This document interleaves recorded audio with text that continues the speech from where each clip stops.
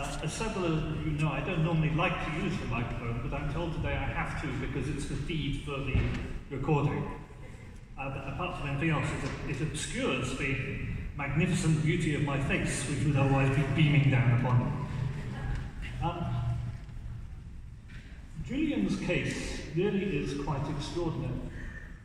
The fact that he is up for extradition to the United States on a charge of espionage for publishing the truth about war crimes is extraordinary. The fact that this is the most political charge you can imagine, and he's being extradited under an extradition treaty which starts off by saying that political extradition in political cases is not possible. That is extraordinary. The whole raft of judicial exceptionalism. I can't find a precedent of anybody having been given as long a sentence as Julian was given for bail jumping. We saw that chap, Jack Shepherd, who actually killed somebody on the Thames, not deliberately, but killed somebody, who then ran away and hid. Julian never ran away and hid. And who eventually, on his return from Georgia, was given half the sentence that Julian was given, and that was someone who had killed someone, as opposed to publishing something. We had, in the original Swedish extradition case, we had the Supreme Court ruling that Julian's extradition request from Sweden was valid, even though it didn't come from judicial authority, because they preferred the French text of the extradition treaty to the English text. And while judicial authority in English did not include a prosecutor, in French it could include a prosecutor. And there's never ever been a legal example in English law of the foreign language version of a treaty being preferred to the English language version of a treaty. Judicial exceptionalism has been used at every stage of the process in the persecution of Julian Assange. Now, many of you here have heard me talk about Julian and his case many times. I was thinking today that I would like to talk from a slightly different perspective than I normally talk on the subject. And that's the perspective of a whistleblower. Julian is a publisher. He's not a whistleblower. He didn't leak any government secrets. I am a whistleblower. I had a career of 21 years in the Foreign Office. 6 years of my career was in the senior management structure of the Foreign Office. And when I came across UK complicity in torture and extraordinary rendition, I decided, as a matter of conscience, that I couldn't go along with it.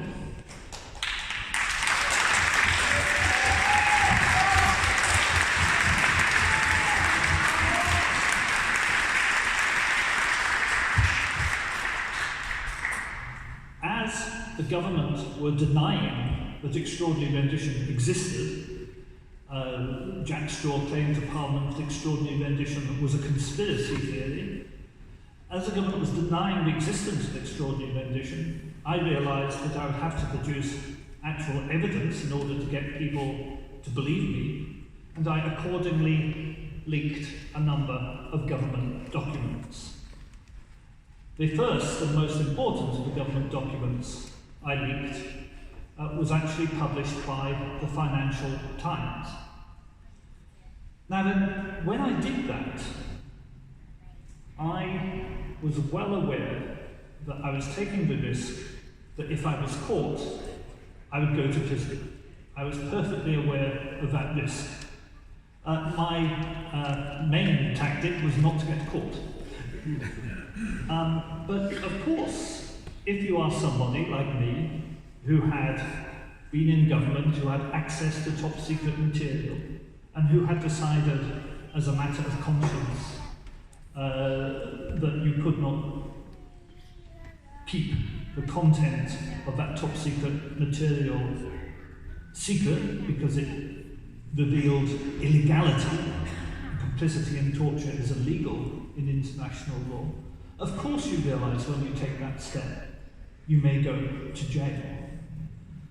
And I was prepared to go to jail, and I could paper my walls with letters from the Foreign and Commonwealth Office and from the Crown Solicitors threatening to prosecute me under the Official Secrets Act. To which I always replied, please stop writing me letters. This is my address. I'm at home if you wish to arrest me. And nothing ever actually happened. And the reason nothing happened, and I know this because I know this for certain as opposed to as a matter of conjecture, because you don't spend more than 20 years working in an organisation without having a lot of friends in that organisation. The reason nothing happened was because of a man who we remember too seldom, who now lives in Scotland, who I'm happy to say I'm in contact with, and that's Clive Ponting. Now, if you remember Clive Ponting, he leaked the evidence that the Belgrano was sailing away from the Falklands, not towards the Falklands. At the time, it was summer, and thousands of people were killed. Was prosecuted under the Official Secrets Act. And there is no doubt whatsoever, and Clive will happily tell you, that he was guilty. He did it, he was guilty. But the jury refused to convict, because the jury system, 12 honest citizens refused to send a man to prison for telling the truth about a war crime.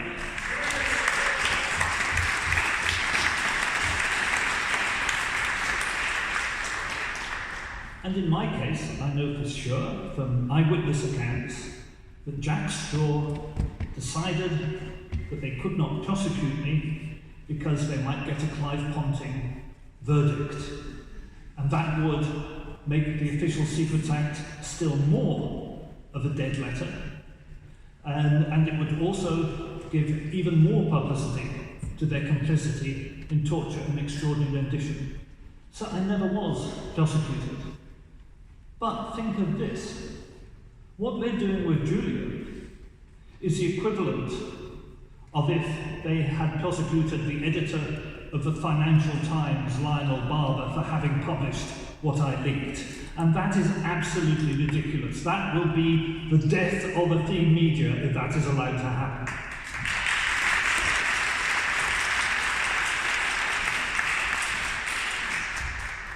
Journalists do their job.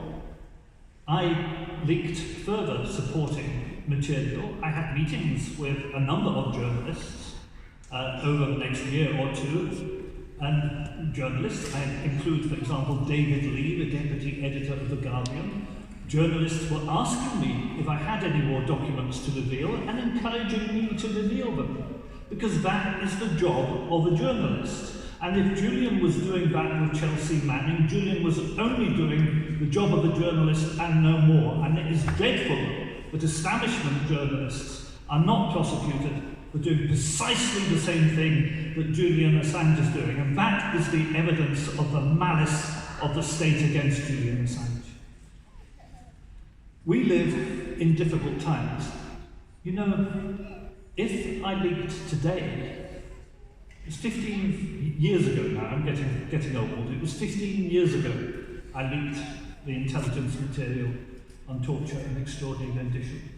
If I did it today, they would prosecute. And I would be prosecuted in a secret court in which the public would not be admitted.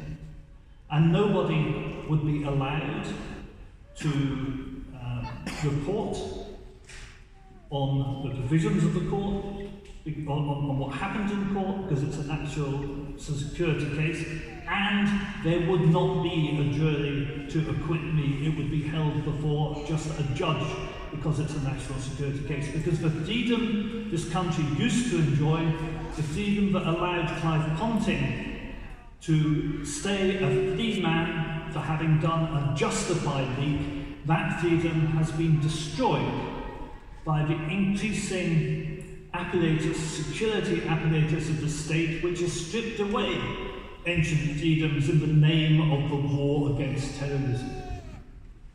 We live in difficult and dangerous times, and we must see the attack on Julian Assange and the prosecution of Julian Assange in the light of the broader attack on civil liberties.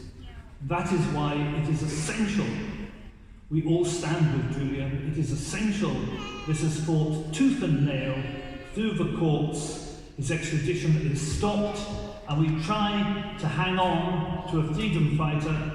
We try to hang on to the right to publish material, and we try to hang on to the right for citizens to know about the lies and the crimes of governments. Thank you very much.